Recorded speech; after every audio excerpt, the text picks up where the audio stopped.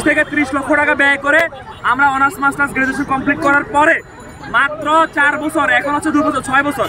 এই 6 বছরে আপনি কোন অথরিটি? আপনি যে আমাকে হচ্ছে ডেট এক্সপায়ার করে দিবেন, আমাকে ইনভ্যালিড করে দিবেন, আপনাকে এই অধিকারটি, আপনাকে এই রাইটটি কে দিয়েছে? এটা আমরা কখনো এটা কামনা করি না, এটা কখনো হতে পারে না। এটা একটা বড়, সবচাইতে বড় বৈষম্য। এই ধরনের বৈষম্য এই রাষ্ট্রে চলতে পারে না। এই রাষ্ট্রের উচিত এগুলো নিয়ে কাজ করা। আপনাদের মেন্টালিটিতে সমস্যা রয়েছে। আপনারা যারা হচ্ছে এখানে নীতি নির্ধারক রয়েছেন, যারা রাষ্ট্র পলিসি মেকিং করে, আমি মনে করি এটা তাদের মানসিকতার সমস্যা। আপনারা মানসিকতা পরিবর্তন করুন, এই মানসিকতা পরিহার করুন।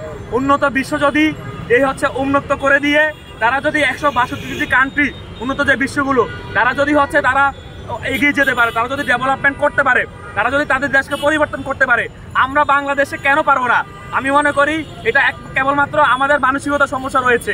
আমাদের যারা হচ্ছে পলিসি মেকিং করে তাদেরকে আমি অনুরোধ করব, আপনারা এই বিষয়গুলো স্টাডি করবেন, পর্যাপ্ত জ্ঞান আহরণ করবেন এই বিষয়ে। এটাকে প্রত্যাখ্যান করি। আমরা মনে করি যে এটা একটা বৈষম্যমূলক ওনার কথাবার্তা, ওনার এই যে মতামতকে প্রত্যাখ্যান করি। আমরা আরেকটি বিষয় বলতে চাই, জাতি হচ্ছে আপনার সংস্কার কমিশন, যেটা কমিশন করা হয়েছে, এই কমিশন হচ্ছে 35 এবং 37 হচ্ছে সুপারিশ দিয়েছে। আপনি হচ্ছে সেই সুপারিশকে কেন ভায়োলেট করলেন? আপনি সেটাকে কেন ইগনোর করলেন? আপনি তো এখন হচ্ছে আপনি তো আইনগতভাবে আপনি ঠেকে যাবেন। আপনি এক্সপার্ট কমিটি করে দিয়েছেন, আপনি সেই কমিটিকে তো মানতেছেন না। সুতরাং আমি মনে করি এই যে কয়েকজন তরুণ উপদেষ্টাদের প্রেসারে গিয়ে তারা এই সিদ্ধান্ত নিয়েছে, এই সিদ্ধান্তকে আমরা প্রহসন মনে করছি। আমরা ছাত্র সমাজ যারা বাংলাদেশে একতাবদ্ধ, 35-এর পক্ষে, ক্ষেত্র বিশেষ হচ্ছে উন্নতির পক্ষে। আমরা সবাই 24 তারিখে আমাদের আমরা আন্দোলনকে আরো বেগবান করবো, একটা দুর্বার আন্দোলনের মাধ্যমে, গণজাগরণের সৃষ্টির মাধ্যমে এই শাহবাগ প্রজন্ম সাথে আমরা আমাদের দাবি আদায় করে নিব। এই 35 আমাদের অধিকার। এই বৈষম্য আমরা এই দেশে, এই রাষ্ট্রে, বাংলাদেশ নামক রাষ্ট্রে কোনো ধরনের বৈষম্য আগামী দিনে থাকবে না। এই ছাত্র সমাজ সকল ধরনের বৈষম্যের বিরুদ্ধে একতাবদ্ধ হয়েছে।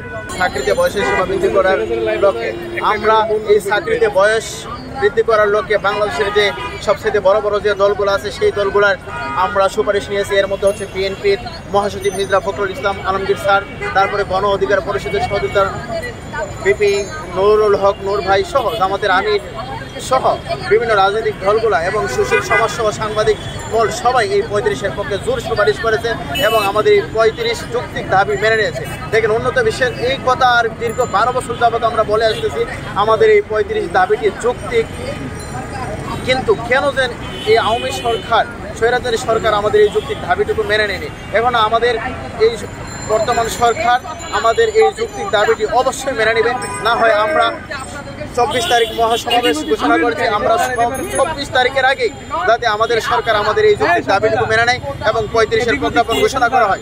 কোনো কারণবশত যদি 35-এর প্রজ্ঞাপন ঘোষণা না করা হয়, আমরা দুর্বার থেকে দুর্বার আন্দোলন গড়ে তুলব।